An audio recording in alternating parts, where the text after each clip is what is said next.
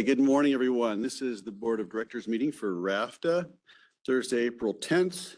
Welcome to everybody online and in person. I need a roll call. Nicole? Here.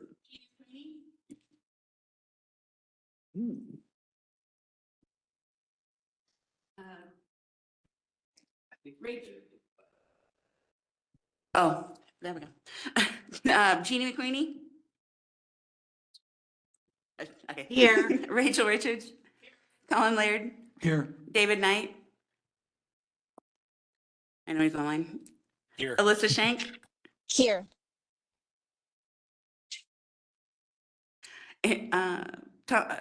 Brandy Copeland? Here. We have a quorum. Okay, welcome, everyone. First up, we've got approval of the minutes from a previous meeting, RFTA Board meeting March 13th. Do we have any comment on that, or would anyone like to make a motion? I think it's going to be the three Bill of us Guth today. is also Anything else? here. We have a hand raised online from Bill Guth. Oh, we do. Oh, hey, Bill. Hi, I'm also here. and Can't I'm hear you. You can't? Not yet.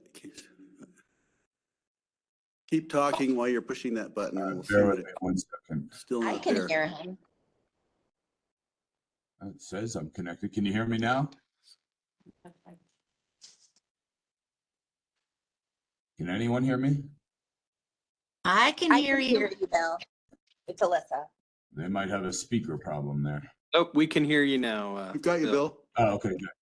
I just letting you know that I'm also here. I don't know if I should be part of the roll call or not, but I'm Right. I'm your Thank you. alternate. Thank you. And welcome. Glad you're here. Thanks. Nice to meet everyone that I don't meet. Okay, so I'm back to looking for a motion for the approval of the RFTA Board meeting minutes from March 13th. So moved. We have a motion from Colin. I can second, but I wasn't going to vote on it because I. Right here. I think you should go for it. Okay, I'll second the motion. Second it. And is your mic on? Okay. Okay, we've got all in favor? Aye. Aye. Aye. Okay, I think we're good. Thank you. We're going to open up public comment. If there's anyone in the room or online who'd like to make a comment, Nicole will find you if you're online. And I'm looking for hands. I do have a comment from over here. Come on up, sir. Come up to our podium. I need you to state your name, and we give about 3 minutes.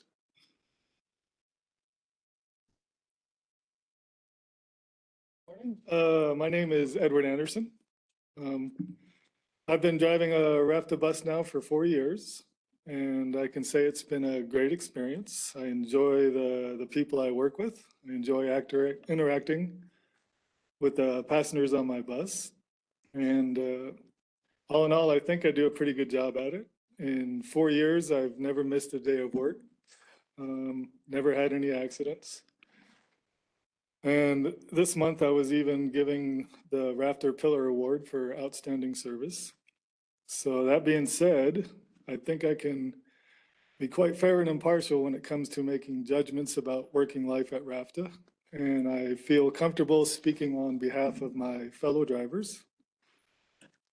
The subject I'd like to talk about this morning is the alert meter that drivers are required to take at the start of every shift, and the negative effects it has on driver retention and driver morale. I know of drivers who have quit directly because of the alert meter, or the alert meter was a contributing factor as to why they quit.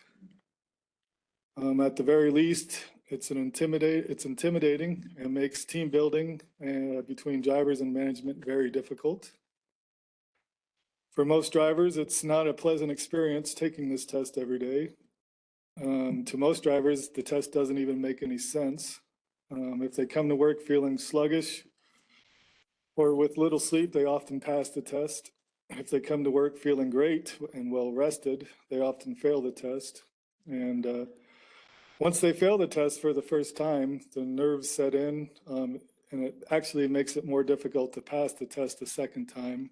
In my opinion, after observing and taking the alert meter test for a year now, it has an inherent bias built into it. Some drivers, for example, have a natural aptitude for games and puzzles and technology and can easily pass the test every day, regardless of their physical or mental condition.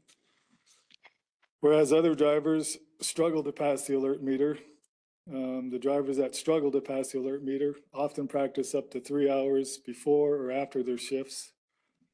For fear of failing and being sent home, for these drivers, the test creates unneeded stress and anxiety. It's been 2 years since RFTA first attempted using the alert meter. The first year it was scrapped immediately. And when it was rolled out again last year, it was delayed for 3 months due to serious issues with its algorithm, issues that still exist.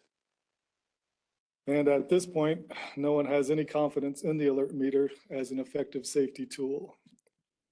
The fact that someone fails the alert meter and gets sent home is not proof enough that the alert meter actually works. In fact, drivers are often shocked and confused when they do fail it. Also, the alert meter was advertised as hack-proof, but some drivers have already figured out ways to hack it and will continue to do so. For example, you can simply scroll down on the screen when taking the alert meter test, and it will reset as many times as you want until you pass it, which makes the results of the alert meter useless. Other drivers have taken the alert meter on their days off while out drinking and have passed it. And this, I don't understand how any safety tool can be considered legitimate if you can pass it drunk. In conclusion, I believe this is a failed safety initiative that adds no value to RFTA's safety program. And the money being spent on alert meter could be better spent on safety initiatives that have a future at RFTA. And at this point, I think we're just taking it every day for the sake of taking it. Thank you very much. Thank you for your comment. Thanks for coming up. Yep. Any other public comment in the room or online? If we don't see any, I'm going to pivot. I've got to look at my text messages from Nicole here.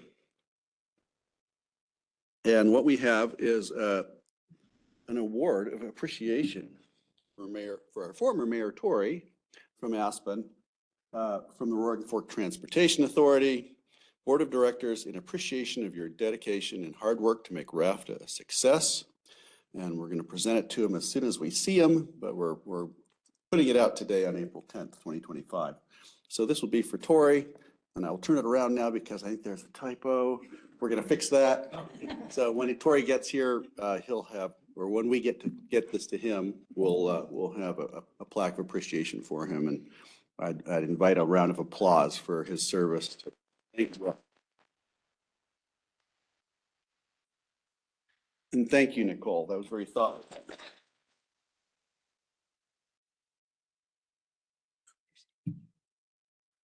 Over here. It's in the back of the room. Go ahead, Francie. And Francie, Jacober's here. Welcome. Glad you're here. All right, back to the task at hand. That's it for public comment. I'm closing public comment. Do we have any items to add to the agenda? We do not have any from staff.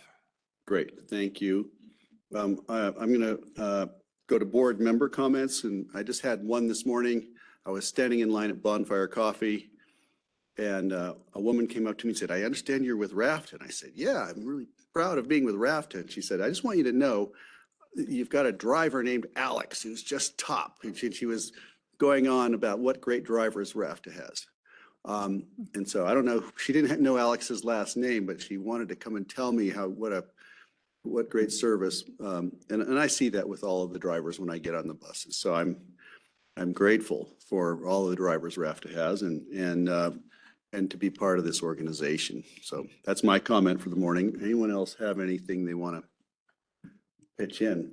Go ahead, Colin. Well, I just would like to welcome Rachel Richards to the RFTA board as the new mayor of Aspen. Thank you very much for joining the board. And Bill, as the alternate, thank you all for your participation. And just want to echo Greg's words about Tory and thank him for his service and wish him a nice, relaxing time off boards and appreciate all his efforts. I was just wondering in the follow-up to the public comment, if it's possible at a subsequent board meeting that we could get some more information about the alert meter and the rationale and the results, given the comments. Great. Happy to. Thank you, Colin. I appreciate it. Yes, and welcome, Rachel. Back in the saddle, and it's good to have you down here. And Rachel, you've probably been one of our biggest public commenters in the last year or so. So this just formalizes it. So you're welcome. It does, and thank you for the welcome, and I'm greatly appreciative of the voters of Aspen and their faith in me and Bill in terms of working for more efficient and convenient and effective mass transit throughout the valley. When you do drive down here for a meeting, you certainly get an eyeful of, or coming back at night or anytime of the magnitude of the issue that RFTA has before it and our communities as a whole to manage congestion, traffic growth. I want to say in advance, I will probably ask questions of things that you guys already know and have already discussed as I'm coming up to speed. And I'd like to speak with Bill further. We're really on a tight timeline. We were just appointed to this board on Tuesday night, but to talk with you about perhaps a tour of facilities and something like that, or with some of your staff, so we can understand all the integration of the operations of RFTA. And I would like to personally thank all the drivers for what they do in incredible weather and in really tough road conditions at times. So thank you all, and I'm really happy to be on board.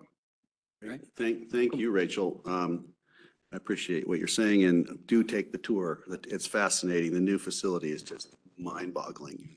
The electric bus chargers and all that stuff got me very excited. One more comment that came in via text message to me was, can RFTA increase bus usage? Can we create free buses all the way to Newcastle? We talk about that a lot. Can we spread out BRT and regular buses? Because they seem to be, packing up together. Can you allow dogs and more bike carrying buses? So that's a public comment that came in. And I think we've heard all of that, and we talk about it fairly often, but thought I'd share. No other comment coming. I'm going to keep us. Francie? You're welcome to make a comment. I Francie? just also want to welcome Rachel and say I'm thrilled to be on a board with you again. I've been missing you at APCHA. And I know that you are an incredibly dedicated and serious person who takes a very focused approach to your boards. So Raph, just happy to have you back. Thank you. And I'm happy to be serving with you again. And I just wanted to say, yeah, the bus service continues to be awesome. I had one driver who had sort of a heavy foot. She, I think, was just trying to figure out how to do it. But other than that, everybody has been fantastic. She was perfectly cheerful and everything. We just had quite a bit of rocking around in there. But yeah, so thank you, guys. You normally have to pay extra for that. Okay, we're going to the consent agenda. First one is Resolution 2025-17, an authorization to approve the IGA for a Regional Planning Commission for Transportation Planning, Intermountain Regional Planning Commission representing the Intermountain Transportation Planning Region. It's the IGA. Second one is 2025-18, authorization to request State of Colorado Multimodal Transportation and Mitigation Options Fund for first and last mile mobility operations. I'd look for a motion, or anybody wants to pull anything and discuss it. I see Rachel and Colin. Okay. Rachel. Thank you. I'm just wondering if our staff could give a very brief discussion of these two, why they're so important to RFTA, and then make a motion. Yes, for item A, I may ask David Johnson to come up. We also have Brian Pettit online, who's the chair of the Intermountain Regional Planning Commission, who can speak to the reasoning behind this resolution. Yeah, the IMPRC, the Intermountain Regional Planning Commission, is what we normally just call the Intermountain Transportation Planning Region. I believe some of you may have even attended these meetings. The state of Colorado has 15 of these throughout the state, and these 15 TPRs assist with regional transportation planning. They get together, they make recommendations to CDOT on projects that should go into the statewide plan. These TPRs, these 15 TPRs have been in existence since about 1995. What we've done, what the state has asked the TPRs to do is basically to what Paul Tadoon has called paper our process and our decision-making.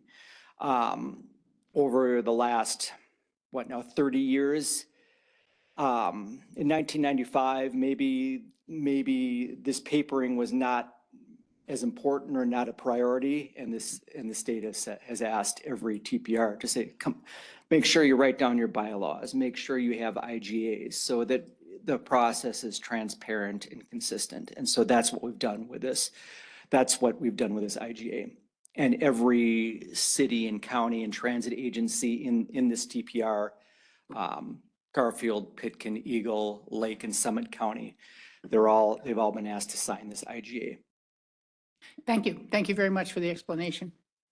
Great. And you can speak to the MMOF one as well. Oh, yeah, okay. The Multimodal Options Fund, that is a grant program that is offered by the state of Colorado. It's a grant source that targets bike and ped projects and other projects as well. But bike ped, first and last mile, those sorts of projects. RFTA is applying for about $400,000 from that fund. RFTA needs to match that with 50% funding. So the total project cost is $800,000. And that is going to be targeted towards microtransit in Basalt, Carbondale, and Glenwood Springs. Very good. Thank you so much for that. And is the statewide transportation, the STIP for 2025 under consideration at this time? It's going through the process right now. Mhm. Thank you. While we're on the topic, and I'm not completely up on it, I just saw that the state rolled back about, $71 million in transportation funding for CDOT. And I'm wondering if we're affected by any of that, or if that affects this fund pool. I can't, I don't know if that 71 million affects the Multimodal Options Fund. And I can certainly get back to you on how that $71 million rollback might affect other programs. So we're all kind of watching and waiting to see what shakes out. So yeah, I'm sure we'll hear about it either way, but thank you. Thanks for being on top of that. Okay, so we have I think we have a motion for the consent agenda. Do we have a second already? No, I would move to approve the consent agenda. Second. Oh, now we have it. All right, all in favor? Aye. Aye. I heard one digital aye. Was that a cough or? Hey, Alyssa. Alyssa's an aye. I said aye. Thank you, Alyssa. Nice to see you. Yeah. Yes. I'm sorry I couldn't be there in person. Okay, we're going to keep moving. Presentation, action items, fare free pilot project. Weren't we just talking about fare free? What a great idea. Pilot project. David Johnson, come on back. I think you just mentioned someone in public comment, or one of your texts was, can we do free service? Purpose of this program is to test that. Do you want me to run from there? Run from there? Sure. Your day. Okay. Are you going to keep that?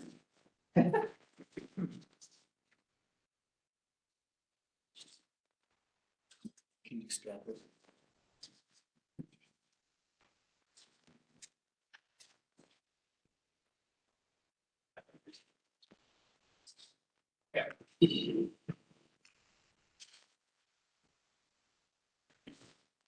Okay, here we go. What we've all been pining for. Arrow down to get it going right. Okay, great.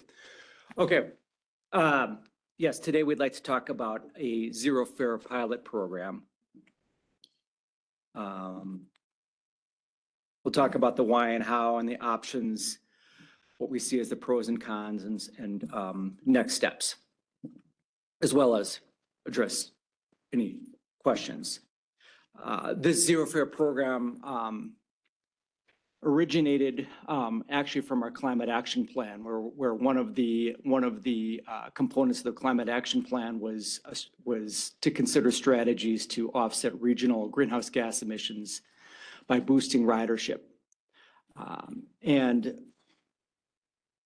in addition to that, one of the things that in that climate action plan was could we reduce fares to stimulate ridership without increasing RFTA's emissions by having to add buses to accommodate that extra ridership. So that's part of this program. The idea is that we would like to launch this pilot program during the fall 2025 season. The fall season is one of our off seasons when we could likely accommodate the extra ridership without having to add more buses to our service.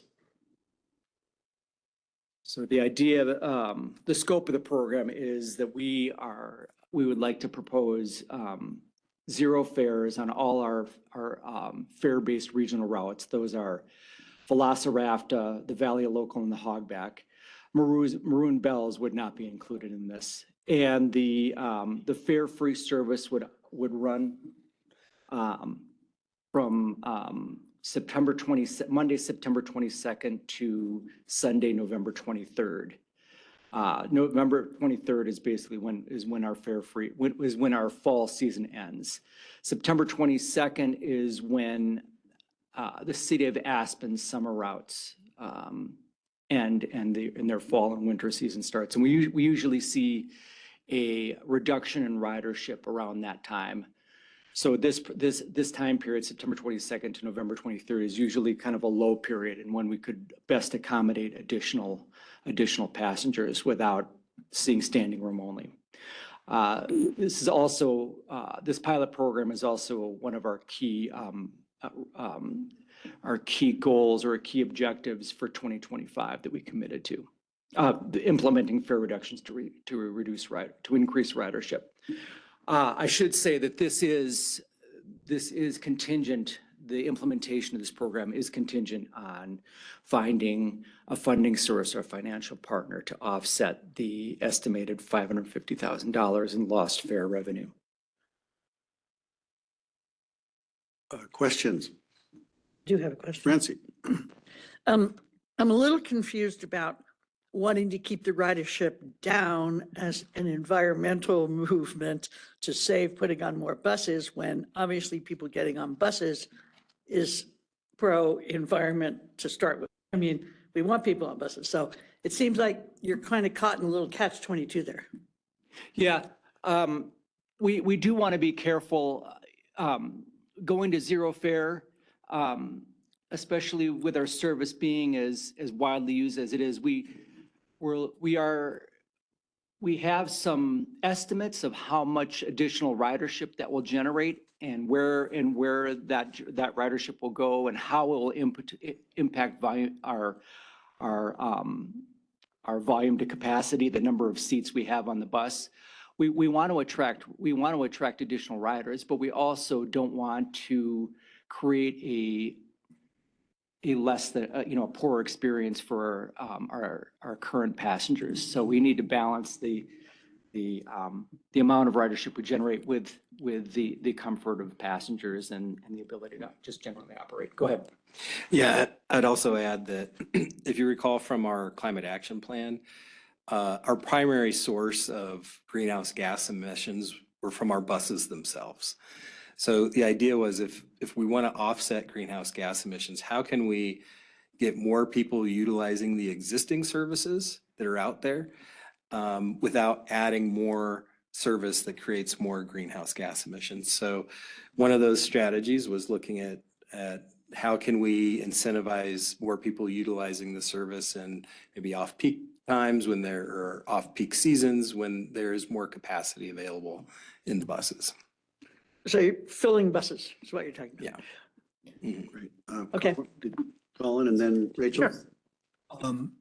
Kurt, Dave, do we have a sense now of, I mean, I think we probably do, when the buses are most full? And are we able to kind of track, this is a half full bus is a full bus, and, oh, off peak is free to increase ridership? That kind of, can we track that stuff now?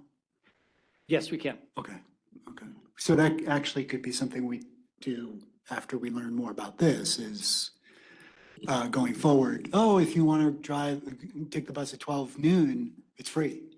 I think the present, as we continue through the presentation, we'll go through the pros and cons. We'll talk about measurements Great. that we'll look Okay. at. Sorry. We'll talk about some of the due diligence with other transit agencies that have done a free fare program Okay. and to see what kind of increases in ridership there are.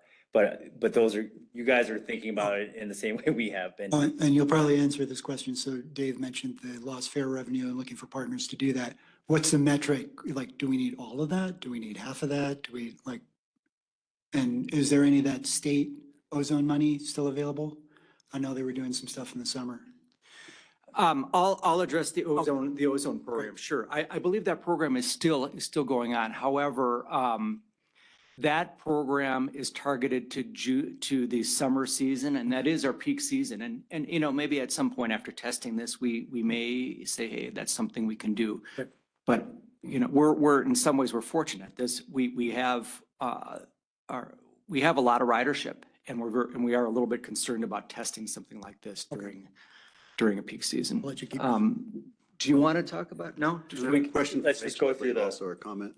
Yeah, more comments. Yeah, I'm excited to see this moving forward. It's something people have talked about for a long time. I do think you've picked a good time of year based on the capacity to accommodate new riders in the off-season. And it sounds like you'll go into further presentation about how we measure the new capture versus the past. I'm just wanting to make sure that we really look at some of the other tangential items such as parking lot capacity and intercept lot capacity, and how do we measure that against what would be full season summer or winter usage? Because that's going to be the challenge. You know, if you can't tell people it's a free bus if there's nowhere to park when they've driven in and things like that. And so how we ramp it up to be able to measure its potential effects during the on seasons is going to be the real challenge.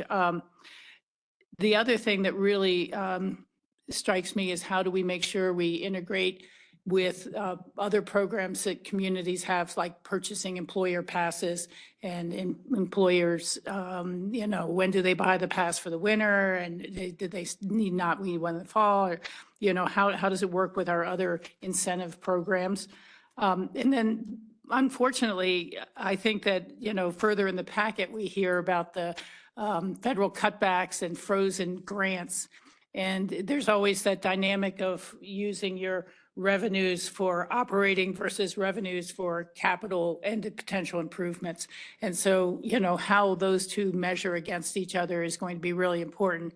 But when you see, what's it, close to $40 million worth of frozen grants, that is a lot of capital that we're not able to fund, that is also identified as needed in the RFTA program. So I think we need to be able to measure that loss of revenue. It may only be 550,000 now, but if it's an ongoing thing and if it's in its entirety, it could be $5-7 million in the course of a year. And that's a lot more to make up than 500,000. Along those lines, I do know we have an upcoming EOTC meeting, Elected Officials Transportation Committee, for Aspen, Snowmass, Pitkin. And I think a request for some of that money from that group would be possibly well received. So I just want to make sure we're tapping all the sources we can. Thank you. Great. Thank you, Rachel. If I could, just want to, so trying to make up the 550, I saw that and I thought, okay, how are we going to find, are we going to look for money? Are we going to go try to do something with philanthropy or sponsorship or Can we look for creative solutions? Maybe we can get somebody to sponsor a month of free bus for the valley. That might be appealing to someone. I don't know. Just wondering, is that something we're open to, or at this point, we're just going to try the pilot and leave it at that? Well, as we go through the presentation here, We're jumping the gun. we have a few ideas. I think Rachel touched on one of them with the EOTC. But we should hopefully be able to touch on the comments being made right now as David gets through the presentation here. We'll let you do the presentation then. You know, it's down to 1 minute because you've addressed Yeah, everything. sorry, you're out of time. That's all right. Yeah, so, again, some of these things have been addressed already, but what we see as the opportunities, the pros of this program is we can increase ridership and we can reduce regional greenhouse gas emissions. We do believe we have the available bus capacity during the off season during this time to do this. And we can, this will be a good opportunity for us to gain some insights and some understandings on how going fare free will impact, ridership and passenger experience and the need for additional resources. The cons or constraints is we do need to find a way to backfill this $550,000 in lost revenue. I put in as a con, joy riders, you offer for free. There will be maybe seats filled by less than necessary trips. We want to make sure that we are taking people to work. We are taking people to necessary for necessary trip purposes. So that's another thing though that we'll be able to assess after this pilot program. And standees during peak time, peak direction trips. It's very likely that there will be some standees during this program. To what extent, we'll find out. And then finally, we have sold seasonal zone passes already, and we will need to probably offer refunds for some pass holders, and that will take some additional resources, some additional time to do that. We can do that, but it's gonna take time. A quick question on that. Is there any way we can just extend a credit into the next season? And rather than a refund program, which sounds expensive? Yeah. The point here is that unfortunately the timing didn't align. And so typically our winter seasonal zone passes, they end this month. And then now is when businesses that we have the ability to sell the next season zone passes. So depending on if we're able to implement this in the fall, we would need to manage that. So it would be an inconvenience a little bit for the customer. It'll be an inconvenience for the staff, but that's that's why it's listed as a con. So in terms of the how, we'll figure it out, but that's one of the things we just wanted to mention. Right. Oh, thank you. Sorry, Bill, I didn't see you. Bill, chime in, please. Thanks so much. If you want to finish the presentation, then come back to comments. I'm happy to wait, but I've had my hand up for a while. I forgot it was up, to be honest. Up to you. Go ahead. You've got the floor. Great, thank you. For those I don't know yet, I'm Bill Guth. I'm on the Aspen City Council. Thanks for having me here. I'm excited. This program, the Fare Free program, is the reason that I offered to join this board. It's the thing I'm most interested and passionate about in regards to RFTA. And I really hope that we can get it done and get it done for the long haul, not just a pilot program, though I understand the need and the purpose of the pilot program, so I'm not criticizing that. I will be your strong advocate on the City of Aspen board for being a financial partner in this effort. The only thing I think will be difficult for me to support is subsidizing rides that don't originate in or terminate in Aspen, unless we have other partners in other jurisdictions that are willing to contribute as well. But I'd be ready today to advocate for the City of Aspen financially partnering to support all trips that originate in or terminate in Aspen. So I give you my word that I will be a strong advocate for you there. I do take a bit of issue with the primary goals and the framing of this effort.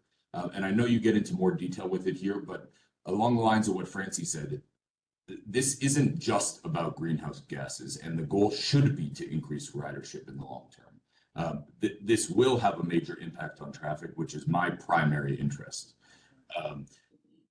I think that the very nature of mass transit is beneficial to greenhouse gases. And so to just measure the specific greenhouse gas effect of the buses is sort of, missing the point. What you are doing is beneficial to the environment, and you got to look at it on sort of a holistic, big picture scale, not on the individual scale of the occasional empty bus. So I'm super supportive of this. I really hope that we can make an explicit goal of this to increase ridership over the long term, to reduce traffic over the long term. And I echo all of the things that Francie and Rachel chimed in on. Of course, we have to make sure that there's adequate parking and complementary microtransit. Of course, we need to make sure that you can get enough drivers over the long term and find a place to house them. Understand all of those constraints, and happy to work with you on making progress on all those things. But I do think it's important to understand that the goals shouldn't just be about greenhouse gases. I think that's missing the point from my perspective. Thanks so much. Bill, thank you for pointing that out. I appreciate that. Point well taken. I'm excited about this because what I'm hoping is it builds habits among the ridership, and they just keep riding the bus, whether at the end of the program. So let's hope that we reach that goal as well. I'm going to keep us moving. Yeah, I'm going to add a couple more points to this slide here. And thank you for your comments, Bill. That was really exactly what I was going to add here is increased ridership. Really what that means for us is congestion management.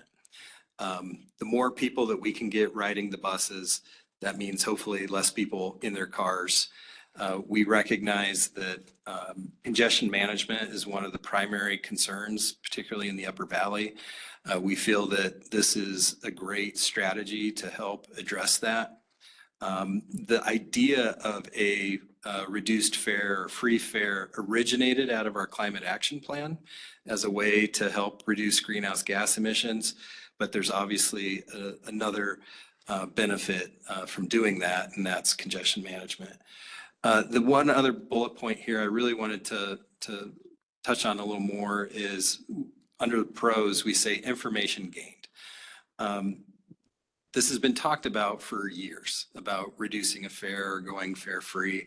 And one of the challenges that we have is just really knowing what the impacts to our operation would be by doing so. There are all sorts of elasticity models that can be used to try to predict what that might be, but we're in a unique environment. We have a much higher percentage of what you may call choice riders that utilize RAFT services. So it's really hard to use national models to try to predict what would happen here locally by doing this. So really what we're most interested in is to see what happens and see what ridership patterns might change from a reduced fare, what might happen with park and ride lots. There's just a lot of information that we're going to be able to gain by doing this pilot that will inform us on how we could possibly carry it forward into other seasons or annual. So we're excited about that.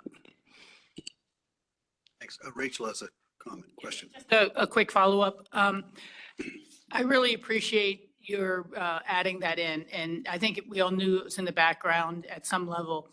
But the framing in the past was important for greenhouse gas reductions because that was within the state's priorities for its use of transportation dollars. And that's somewhat changed with the federal programs now, who are all fossil fuel oriented and drill baby drill. So, it's almost like you have to remove those things from your grant applications or things like that in order to move forward. But congestion management is a key element for all the Upper Valley and the EOTC. And so I would second how Bill put out that we'd like to fund additional on a program like this. I don't know that I would want to try to put this restriction of additionally measuring Aspen personnel ridership where they get on or off, but that's a separate matter. I do think we should also think about, and I have not had the time to talk to my board about such matters, but how do we create some reward programs to acknowledge the riders now that of people who get out at Brush Creek Intercept Lot, perhaps have some gift certificates to Aspen restaurants that are given away and help support the business community at the same time, integrate people back into our business community and reward them for using transit. I can also just see some sort of rider rewards for people who pick up and use this program during the off season. So if we find a way to measure who are the new riders, who are the new users who weren't using RFTA before, and maybe be able to, through the Aspen subsidy or whatever, give them the season pass for the winter, or things like that. How do we extend the benefits with identified new riders and rewarding existing riders? Thank you. And thank you, Bill, for your comments. I agree with you very strongly. Thank you. Great ideas. Francie. Yeah, I just want to point out that we often talk about the congestion in Aspen, but I don't want us to lose track of the congestion in Glenwood Springs. I agree. So anybody who drives down Valley at the end of the day knows what happens when you try to get into Glenwood. And for the people who work in Aspen, for them to get home in a reasonable amount of time is virtually impossible now. And so I just want to make sure we're not so Aspen centric all the time. Glenwood has a major traffic problem, and a lot of it is caused by people who are going to Aspen. So just when we talk, I just hope that we don't leave out the problems down here. It's all integrated. It's all related. It is. Absolutely. But we tend to talk Aspen more than anything else. So I just Thank you, want to be Francis. careful about that. Okay, very good. Okay, let's try to get back on track here. I have 50 more slides. Okay. Measuring success, we've talked about a little bit this, what we would see as successes are increased boardings, minimal impacts to bus capacity, minimal requirements for additional buses to be deployed, and positive customer feedback. The way we would measure is comparing boardings fall 2025, this period, to fall 2024, estimating the greenhouse gas emissions offsets, comparing bus volume to capacity ratios, and staff and customer feedback. Another measurement would be there are traffic counters in the region. We can certainly compare trip making and congestion this season to last. I'd also add that I want to make sure everyone understands that we are aware of the existing capacity issues that we have on our Valley services. And that is something that we're also actively working on in parallel with this effort to hopefully maybe make some adjustments to our service plans as well come fall, so that we have more capacity available at the times that it's needed. So what I'm speaking to is a lot of times our Valley services, the buses will fill up by the time they get to Mid-Valley. And the folks that are getting on at Mid-Valley then have maybe a less than ideal experience on the rest of their trip because they're either standing or maybe they had to wait for the bus that's following the bus that they were intending to get on. So when we mention these measures of success, we don't want to further amplify that issue by creating just an experience to where people may not want to use RFTA.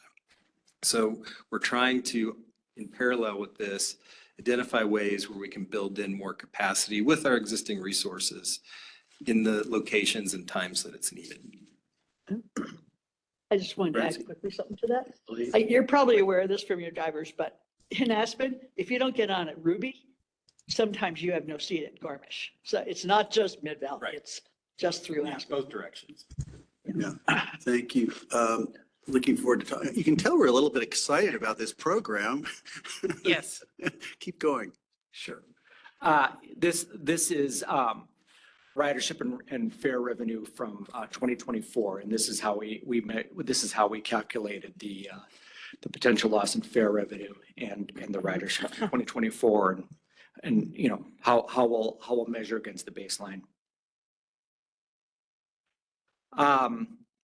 In terms of how to forecast the increase in ridership, as Kurt said, you know, we have, on one hand, we have elasticity models. There are transit nerds out there that will calculate the ridership impacts of increases and reductions in fares, but at the end of the day, we really need to test this.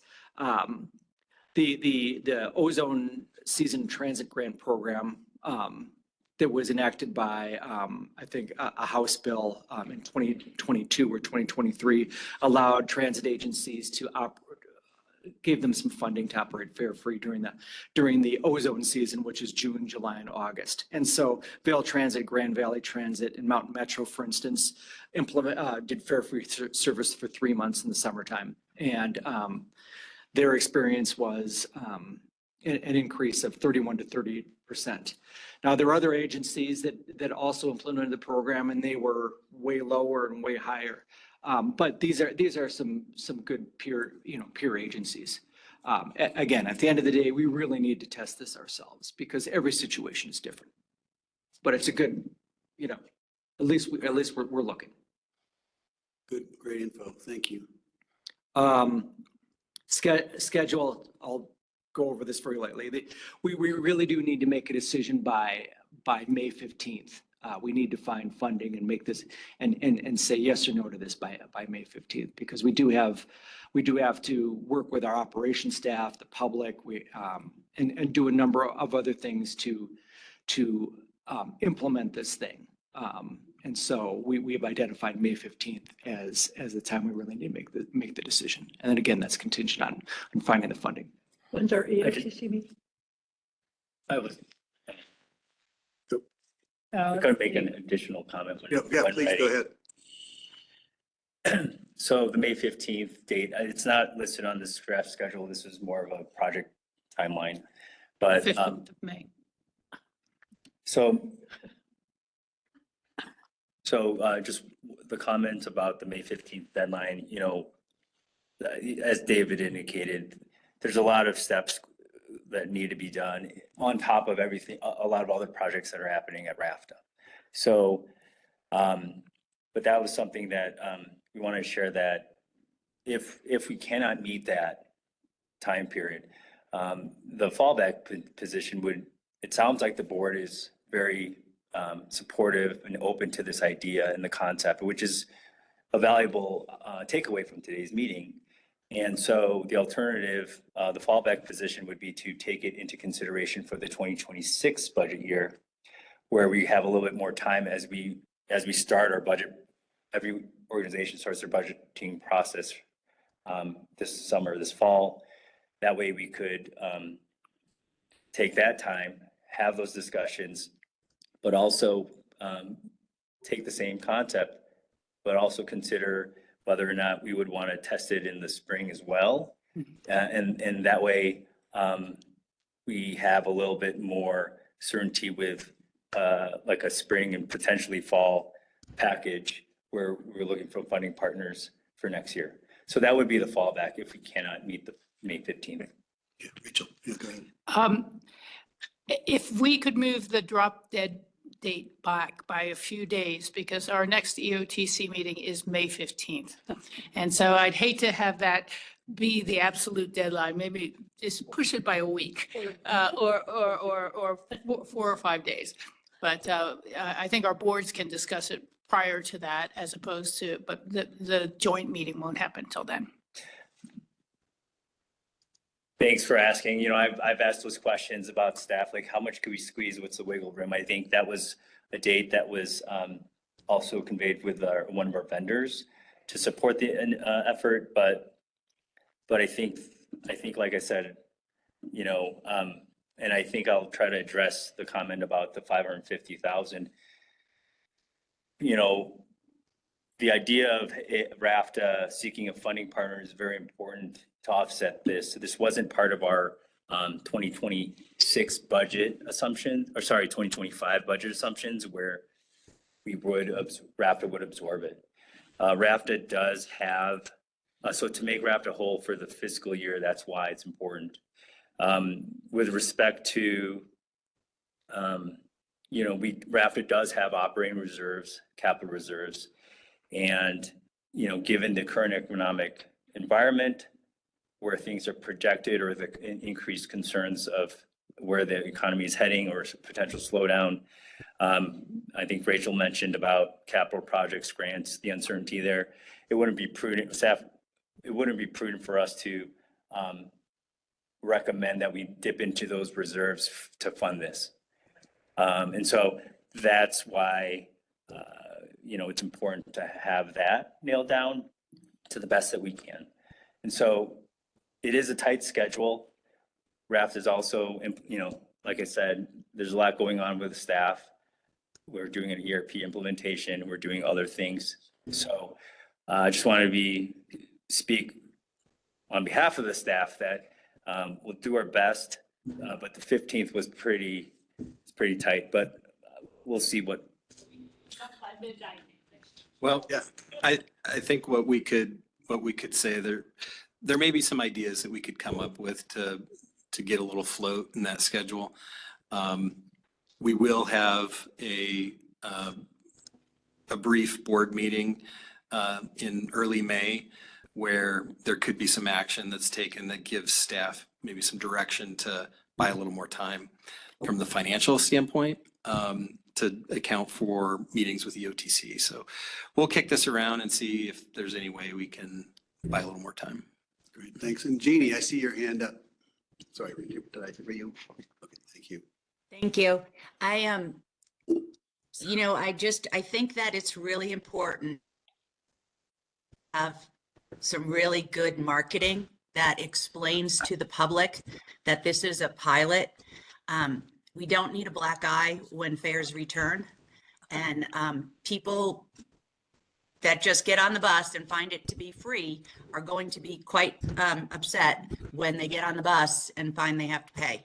And we did this with Core Transit, you know, in terms of rolling out a pilot, and then, you know, knowing how many more drivers and buses we were going to need, we were able to make those kind of things. But we approached it from, we don't want to start a fare-free program and that has to go back to collecting fares. So we have to really market this. And so that might take a little bit more time on staff's time. So I in terms of planning. And so I'm fully supportive of pushing it back if you need to push it back. Thank you. And we've got another hand up. Is that David? Yeah, David. It is. Hey, good morning. Sorry I couldn't make it and I had to come down to Denver today. But yeah, retention to me is an important topic with this. Like, how are we going to retain, you know, some portion of these riders? So I'm curious, you know, what is our goal for retention? And do we have anything, any kind of campaigns to help maybe track and keep these people? And because fares are going to come back, right? And that's kind of a cliff, but is there a way we can work with these folks somehow, you know, to entice them and continue to keep them retained as riders? So we, you know, in the end, we have a net increase in ridership once we go back to fares. Thanks, David. Great suggestion. Maybe a reduced fare option after, or ease the pain or something. I'm sure you're thinking about all these things, but it just costs money, right? Yeah, well, it's clear that there's a lot of different things to be thinking about. And I think that's why we want this to be successful, but we don't want to confuse the public or the staff. And I think that's why when speaking to the schedule, I think that's why I was a little just trying to balance the excitement with just, but also making sure we do it right.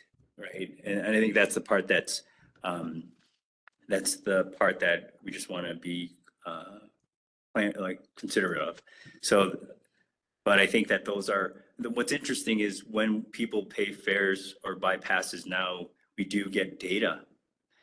When it's free, that's one of the missing components of of our data sources. We don't know that necessarily who they are. So that's the part that as we get information gained, is like that last bullet, we'll have to see what other things come out of this pilot that we could learn from and how to address them. Interesting thought. And Rachel, oh, sorry, David, you're still going. Go ahead, David. Yeah, I just wanted to follow up on that. Maybe something you guys could consider is, in order to get a free fare, use an app so you can be tracked. You know what I mean? You all have to think this through. I don't want to try to micromanage it, but I think it's important to retain the ridership that you gain during the free time so that they become long-term riders. You don't have attrition back to where it was before. Thank you for that. Yeah, I was thinking about maybe there's a lottery or a award program or something that could go incentivize them to sign up. Rachel? Well, this is really an exciting thing. And you can just imagine how much work that it is to go forward and then have results that people have faith in afterwards. I could see creating some sort of fare-free pass so that people still are putting their pass in, but there's no charge. And so even the people who have an existing pass would still be putting their pass in to show they're still riding, or however it's collected right now. But there would be, as you said later, a rebate to those who during the fare-free time. But knowing who those riders are in the future, to know how we are retaining them, is a critical element, as has been brought forward by Dave there.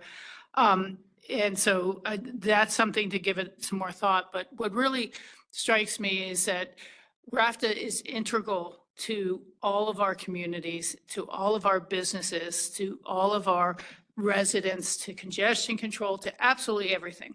And we need to reach out to our other partners in those governments to give us a little bit of a hand. Because the one thing I'm sitting here thinking is we're going to measure it against 2024 levels, but how much change in residential growth has occurred in those communities? Is it 5%? Is it 10%? How much change has occurred in the job generation in Aspen or Glenwood or Carbondale? How do we ask those planning and zoning ComDev departments to assist us to make sure this experiment is successful and that they can use the data going forward for their needs, and we can use the data going forward? But we can't measure something that and leave out a factor of 10% over here that we didn't think about with the job growth or residential growth. And so those are components of this project. Keep going. Oh, sorry. Super quick comment on top of what Rachel said. When I get on the bus, For lunch. there's nobody records that I got on the bus. So I'm like not accounted for in your numbers. And I think maybe that's true for all of us, older people who don't have to pay. We just get on. Nobody knows how many of us ride, as far as I could tell. Yeah, so I wanted to clarify Mike's comment. We are collecting ridership information. So we have passenger counters that counts everybody that gets on or off the bus. Oh, great, thanks. What Mike was indicating was if they're not dipping a pass into the fare box, we don't necessarily know it was Francie who boarded. We just know someone boarded. I see. Great, thanks. My last thought on this is just you're going to market this and announce it. There'll be some good publicity that it's a pilot program, so people don't have an expectation that it'll continue forever. Don't go into detail, but I just want to make sure you're nodding your heads. That's enough for me right now. Yeah, just to make sure the point is made or clear is that the reason why we're targeting the fall off season is because based on the data and looking at trips on these regional routes, BRT, Velociraptor local and Hogback, looking at all the trips and seeing the average boarding each hour, there is capacity. There may be times during peak times during that the day where it could be standing room only. And I think what we're also, so So the challenge is just trying to see how the ridership increases and if we have the ability to accommodate that. We think we do. But this is the test. The challenge in implementing of this program in the high seasons is that the capacities are standing room only already. Yes. And I think that is the part where it would put us in a situation where the demand would exceed the supply at certain times. And we may not be able to have enough resources, additional resources, costs, drivers, buses, needed to support an environment where there's a free service at this time. Like as Kurt was saying, there's efforts that we will be looking inward in terms of how we design some of these routes that may change that scenario for futures consideration. But until then, that's the challenge with this. But we're excited, just like you guys, to see how we can dip our toe in this type of area where, like Kurt said, a lot of people have been talking about it. Right. So that's what's exciting about that. Thank you. Seeing what the data is. Thank you. This is exciting. Now, my question is, do you need a motion? Do you need to vote on this? This is just presentation, but I wanted to make sure if you need our go ahead, you need thumbs up, what do you want? Well, I think we were looking for just head nods to make sure we were on the right path. And this was something that the board wanted us to continue working on.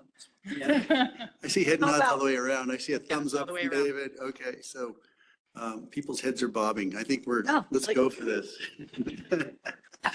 Great, thank you. And thanks for letting us drag this out. So now we just need to catch up the what is it? The CEO report should be about 2 minutes. Go ahead. No, we were going to skip that. All right, on to the next one. Board Governance Strategic Planning Summit coming up. Well, this shouldn't take long. Kurt. Okay, let me get myself ready here. So we wanted to just touch base with the board regarding our annual board planning summit that we agreed to schedule for May. So that's our next board meeting. We'll I'm trying to get the date there. May 8th. May 8th. It's our regularly scheduled board meeting. We'll have a brief board meeting at the beginning to conduct any necessary RFTA business, and then we transition into the summit. So today, I believe we have Greffy Clow online as well. If there's any questions for her, she's been retained. Oh, she dropped. Okay. Greffy's been retained to be our facilitator for the summit. She's facilitated, I believe, 2 of these, at least since I've been here, maybe more before me. But I want to just walk through our draft agenda to make sure that we're on track and that we've got an agenda that works for the board. So let me share my screen here. Oh, you do? Great, thanks. So the summit's scheduled to start at 9 a.m. We'll begin with welcome and introductions. We'll set the context for the summit. Why this meeting? Why now? Greffy will introduce herself and her role in the day. We'll review the agenda and outcomes. She'll cover any working agreements and timekeeping, including guidelines for how any public comment will be incorporated into the day. We'll then transition to set up an alignment. So there are 3 topics I'll just kind of cover briefly right now that will you'll understand the context for this this piece about talking about regional transportation authorities. So RFTA has been an RTA now for 25 years. An RTA is a regional transportation authority. It was a way to organize RFTA to be able to deliver its services to this region, give it the powers necessary to conduct the business needed to meet the region's transportation needs. A regional transportation authority, though, is a fairly broad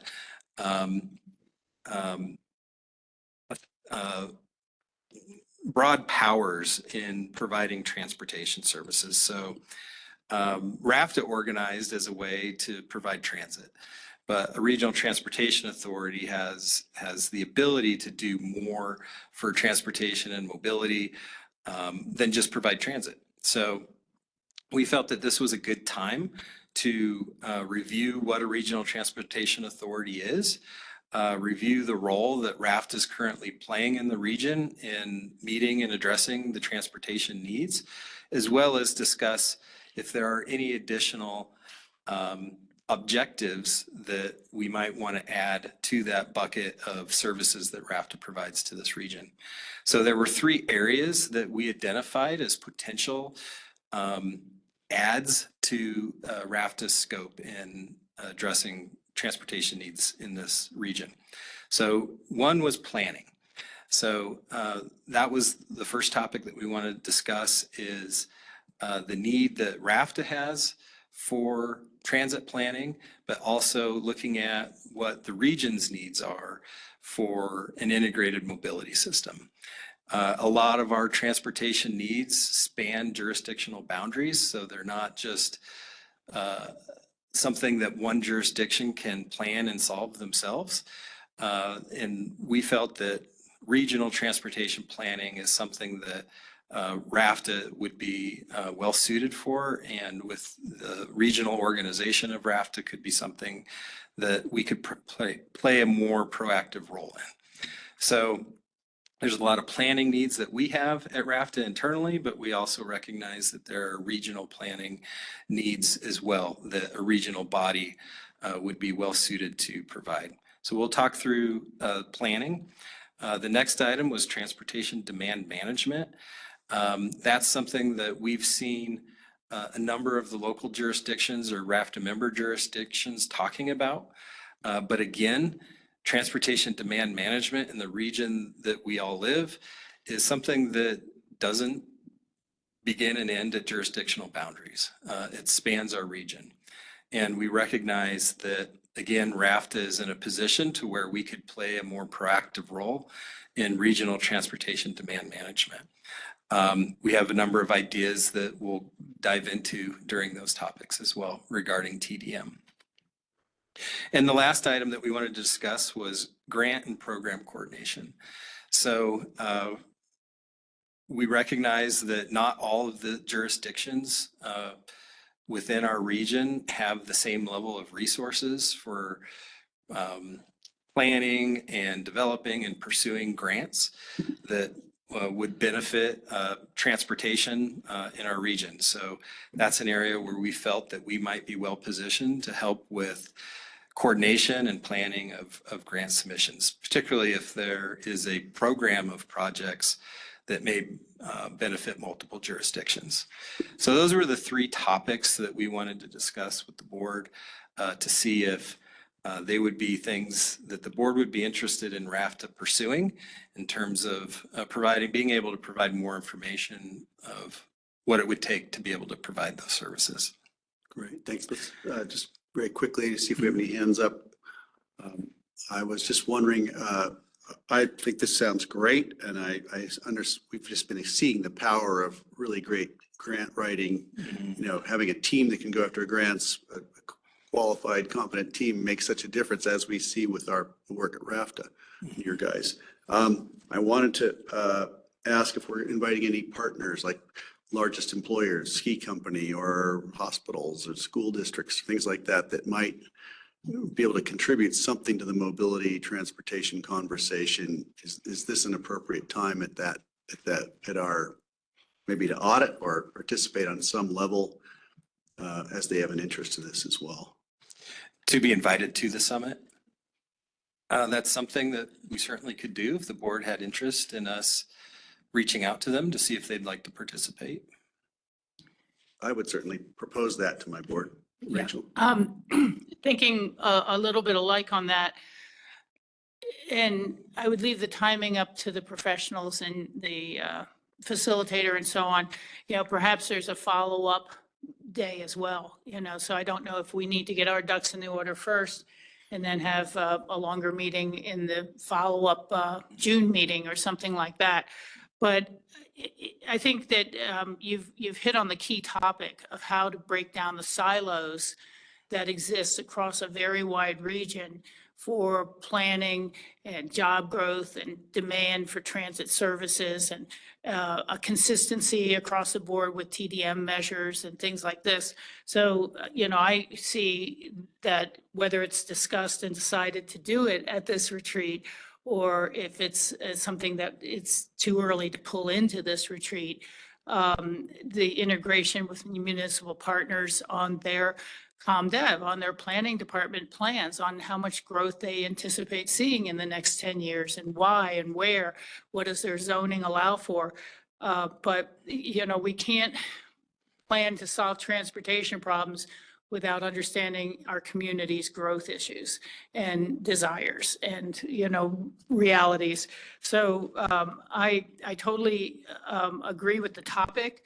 I think that trying to think in advance of, well, what does this mean? What does it mean? Should there be a regional quarterly ComDev department meeting so that we're all up to speed? They can all tell us what's happening or what's not happening, things like that. So I totally agree with this. And the other thing that comes into planning is a little bit of coordination at some level with CDOT, or, you know, I don't want to talk Aspen centric, but there is the entrance to Aspen issue. And it has identified a number of quote pinch points that all affect the effectiveness of the RFTA service, the speed of it, whether you need 4 buses or 3 to move the same number of people because of the congestion. Does the congestion deter ridership because the buses aren't on time, whether it's the in-town services or others? And I think that how RFTA will be participating with whether the city council moves forward with a reevaluation of the preferred alternative or begins a whole new EIS process. Those are unknowns at this point, but the integration with how each community is facilitating transit, supporting transit, embracing transit is critical to whatever RFTA is trying to do, so that we're all moving in the same direction. Thank you. Yes.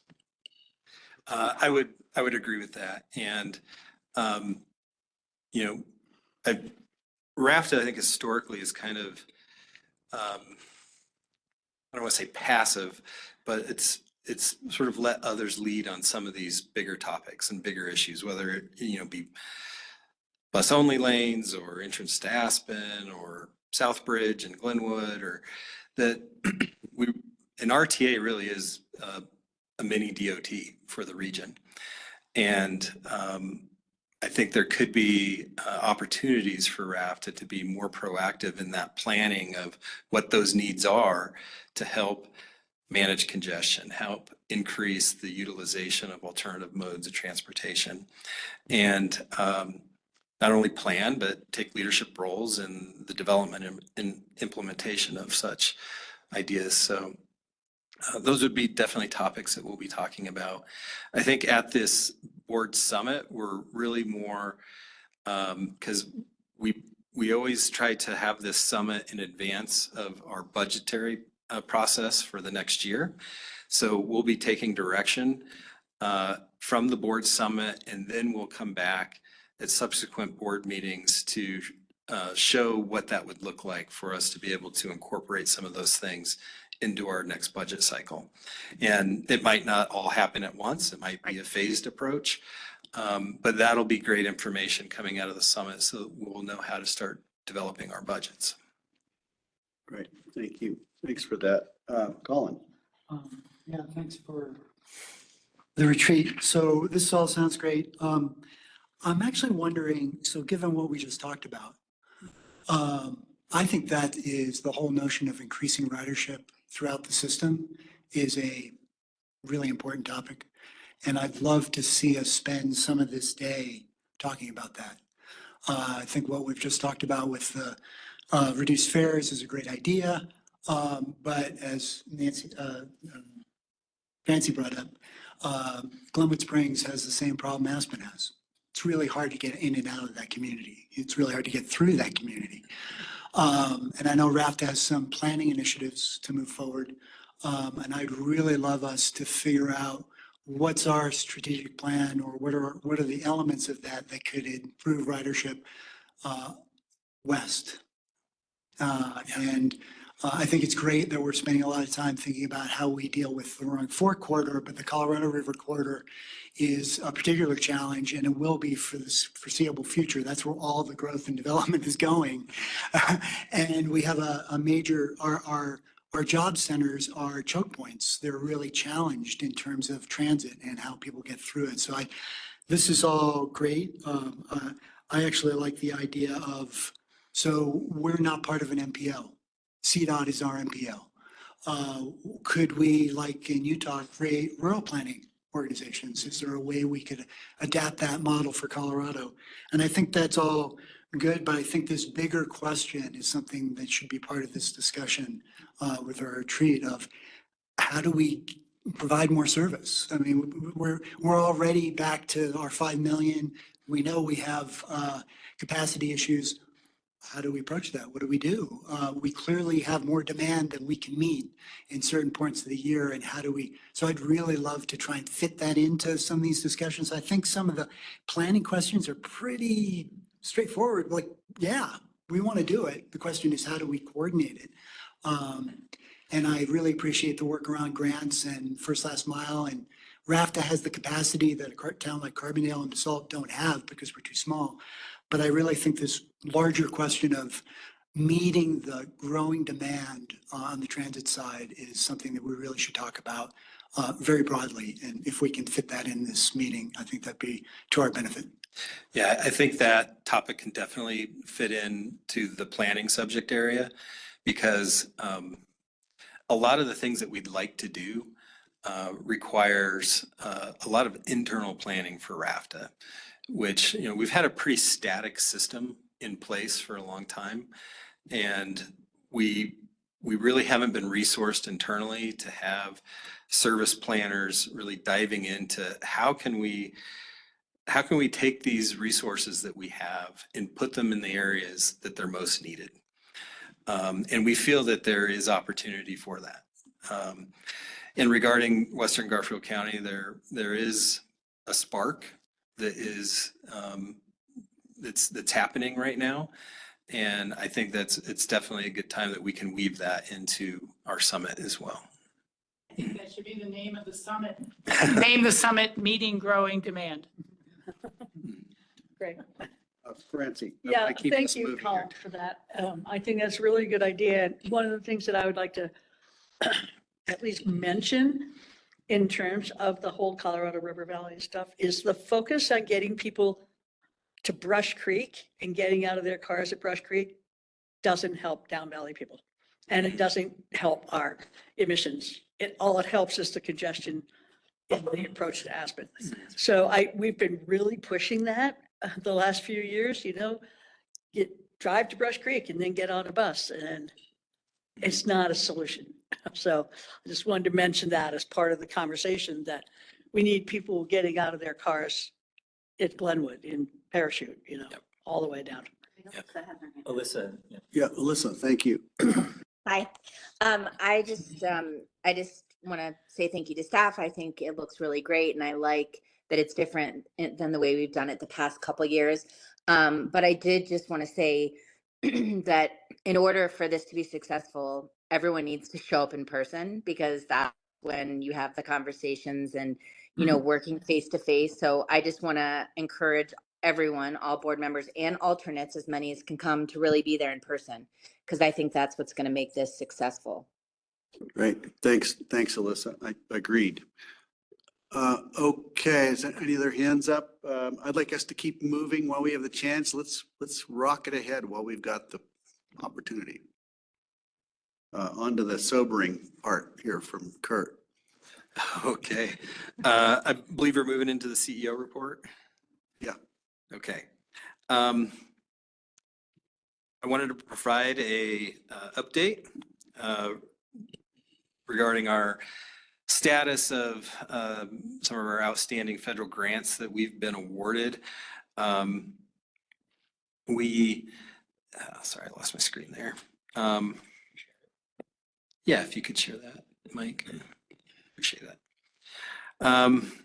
Well, we've been working with our federal granting agencies, as well as working with our congressional delegations as well to convey the importance of the funds that have been awarded to RFTA and how they'd be utilized and support our region's transportation needs.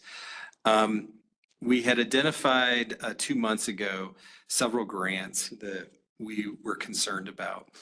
You can see on page 32 of the board packet, there's a table there that highlights the various grants that we currently have been awarded and are either have been actively drawing down on or were just awarded in the process of contracting with the granting agencies. There's a total of $41 million in grant funds that we currently have open. We have been able to narrow it down to, there are 3 grants, or we have 6 grants that we've identified on this table, 3 of which we have identified are frozen. So the largest one is our FTA 5339 low and no emission grant that we received to complete the West Glenwood Springs Transit Center and Park and Ride, as well as our training and administration building and a small storage building. So that grant, we did get some information on March 20th, where FTA Region 8 gave us a call and told us that those funds had been unfrozen and that we were about 4 weeks out from contracting and getting those funds obligated. We then received another phone call 2 weeks later saying, just kidding, those funds are now frozen again. So unfortunately, that is back frozen. We also unfortunately learned that the RAISE grant that had been received by CDOT for the Westward 3 grant project that was to construct transit improvements along I-70 on the western slope to support not only our local transportation needs, but to support busing. And those were about $4.8 million that we received to go towards the West Glenwood Springs Transit Center. We learned that those funds have not been obligated and they're frozen as well. And then there's another RAISE grant that we just received an award in January of 2025 for $1 million to conduct the planning to identify a locally preferred alternative for extending the BRT service through Glenwood Springs to the I-70 corridor. And those funds were frozen as well. So we have close to $40 million of grant funds that are currently frozen. Unfortunately, we do not have any good information from our federal granting entities on the time frame of when they may be.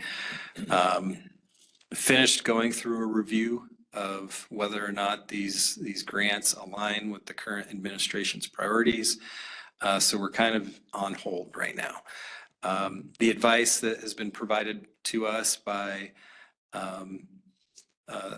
our granting entities as well as our lobbying firm is to just continue to work with our congressional delegation to express the importance of these funds. So we have met with Senator Hickenlooper's staff. We've sent letters to all of our congressional delegation. We're currently working to have a meeting with Congressman Hurd to also express the importance of these funds and hopefully see if he could make a phone call or two. Right. In a conversation with Congressman Hurd back in probably January, he spoke about how interested he was in transit and transportation. And so let's double down on that. And if you need our constituencies or our various constituencies of RAFTA to write more letters, please let us know and we'll do that. I'll take it back to my board. I'm sure you would too. Yeah. Rachel? Absolutely. That was my thought, is RAFTA perhaps could develop a resolution of support for these grants detailing the pros and cons, as you said, the negative effects of not having them, and then have all of our jurisdictions pass those to move them forward. What's also struck me is how do we actually involve our ridership in helping lobby for these grants? Sometimes it's the person without the car who contacts the rep and says, this is how I get to work.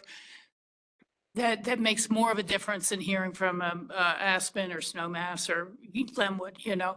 And I'd love to, I don't know if it'd be appropriate or not, but I know we have the advertising signs inside the buses, you know, contact so-and-so on behalf of RAFTA, you know, could we put some messaging out to our own constituents, to our own riders to help us secure these funds? Because so much depends on it, whether it's the fare-free future or just having new replacement buses, whether they're electric or not.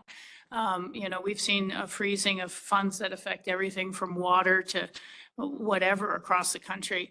And just this morning, there was an announcement from the White House of a new policy of sunsetting all policies. All agencies are required to review and sunset their existing policies and then reenact new policies. So everything from the Forest Service to EPA, Highway Administration, that's going to be something to really track pretty carefully as well. So, you know, it's important to have a lobbyist firm. They do a lot of work. They know what's going on in DC, but at the same time, they need to line up the voice of the community and the voice of our ridership and the voice of our municipalities to weigh in with our representatives. Yes, agreed. And we'll definitely look into ways where we can leverage that. We also would like to try to get the private sector Yeah, that's a, who receives a lot of this funding, whether it be bus manufacturers that build buses or contractors who build facilities, to also speak up. yes, yeah. Thank you. We've got a hand up from Jeannie. Thank you, Jeannie. Thank you, Nicole. Yeah, so we have a meeting next Thursday with Congressman Hurd, and so I appreciate this information, and I'm happy to take any additional talking points you'd like us to communicate to him. But I think it's just a timeliness of his getting around to visit with folks that this is really, this is good information. Thank you so much. Thanks, Jeannie. Okay, let's keep going. Okay, the CEO report has our performance metrics in there. We have a number of lots of data that we provide to you all monthly. So if there's any questions regarding that, I'll go ahead and skip through that and leave that to you all to peruse at your leisure. If there are any questions, though, I'm happy to take those. Colin has some. Okay. Yeah, I just wanted to make a quick comment on the ridership numbers for the Carbondale Circulator. If you look at 24 to 2025, it shows a 20% drop, which you might go, wow, what the heck's going on? The other side of the coin there is that we've instituted the Downtowner program. And last month, our ridership was 10,000 for the Downtowner. It dropped to 8,000. I have a comment about that. So actually, our ridership is over 20. So a question to staff would be, are we able, I'm sure we can, but if we can include, at least for Carbondale's purposes, ridership at the park and ride, and have we seen it jump with the institution of the circulator? Because I know about 40% of the trips go to the park and ride. Just this whole notion of, we were talking about increasing ridership, and I think the first last mile has been a great program for RAFTA to explore how do we make the connections from people in our communities to the park and ride. And this is Carbondale and Basalt are great examples of how that's playing itself out. We've had a great work subgroup to talk about funding. How do we keep that going? But the flip side of that in the downtowner case is we are having so much, you can see in our ridership, it's grown since we started last July. So now we're at 10,000. This is the first month that it's dropped. And one of the reasons that I hear that it's dropping is there's too much demand. So the wait times have increased from 10 minutes to about half an hour to 40 minutes. So in some ways, we've created a really good program, but we're actually not able to keep up with the demand, which is a great problem to have.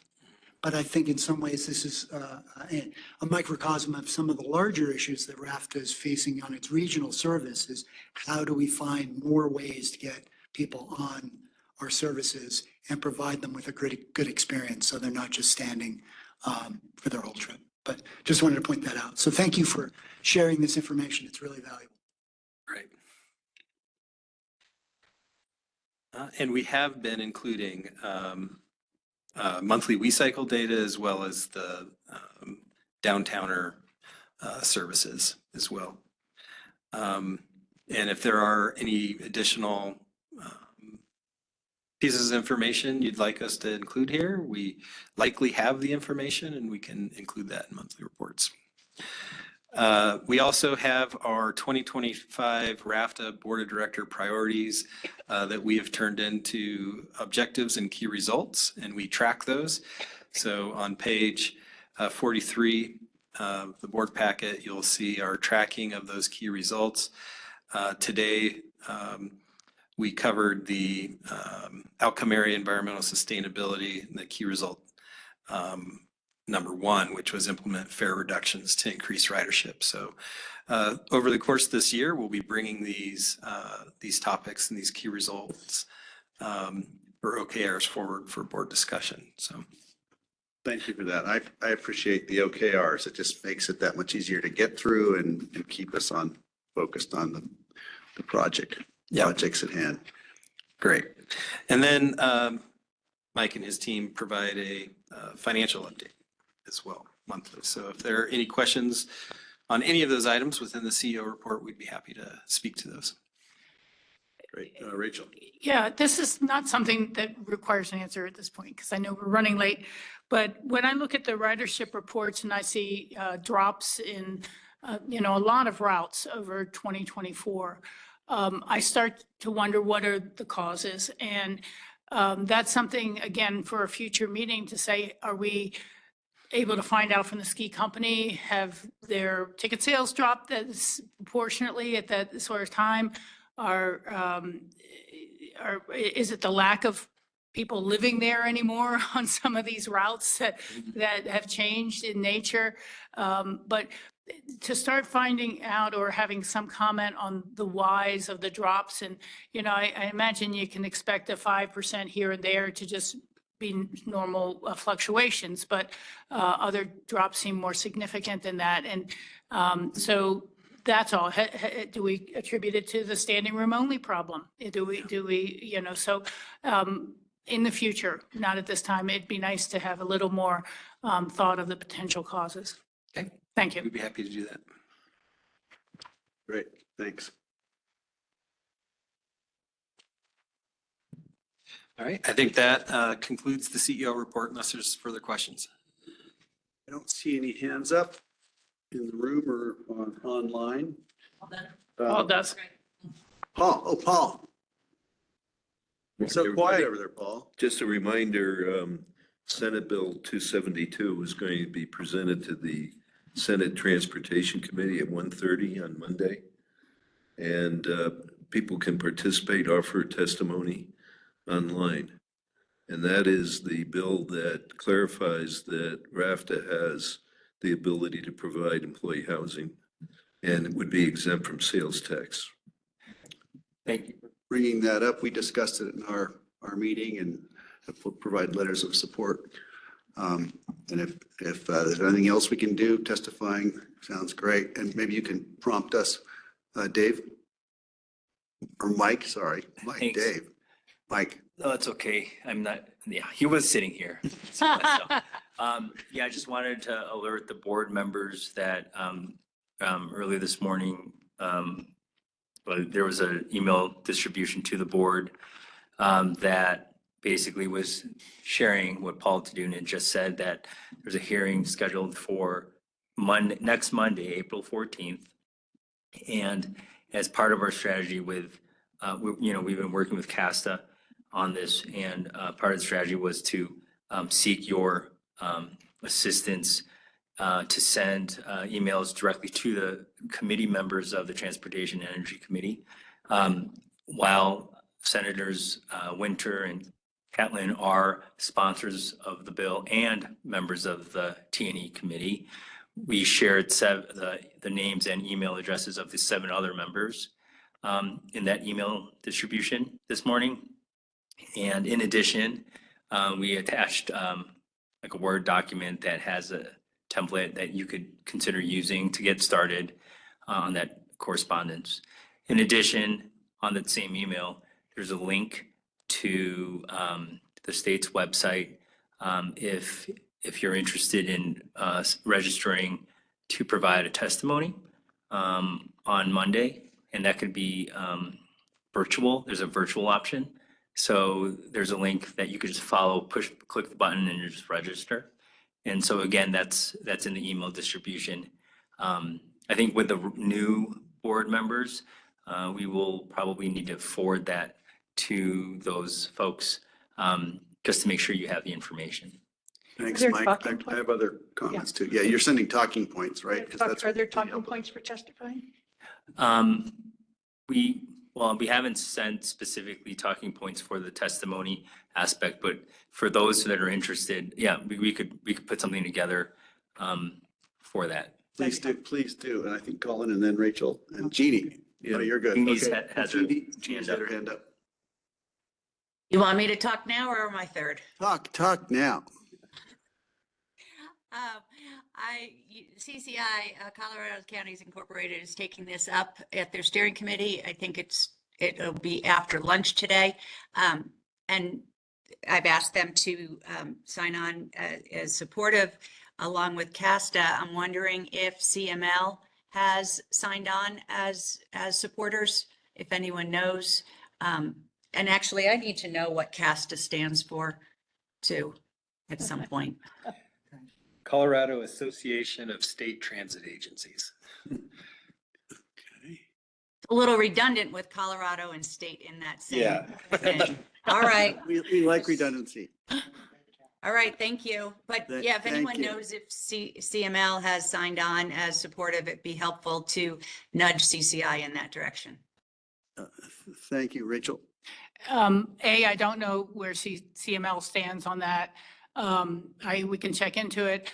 I appreciate hearing about this. I just got, Sam Rose did forward that email to myself and Bill Guth.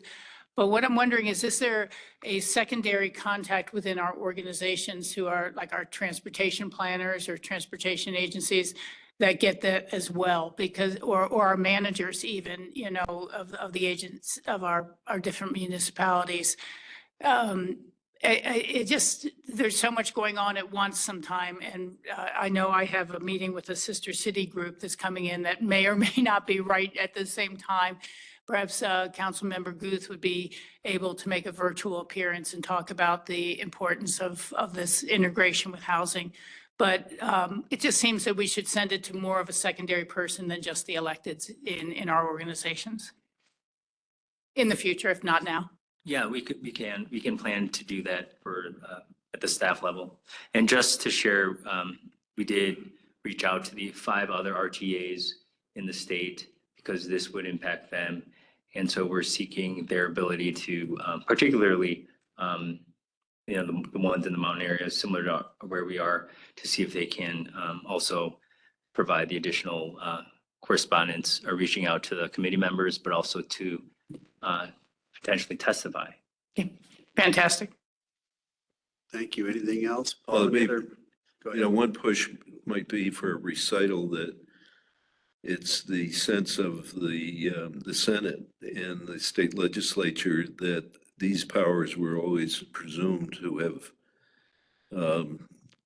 been covered by the general omnibus authority that's given to a regional transportation authority, because the Department of Revenue is taking the position that, as we discussed in the past, that employee housing is not within the governmental capacity of a regional transportation authority. It's proprietary.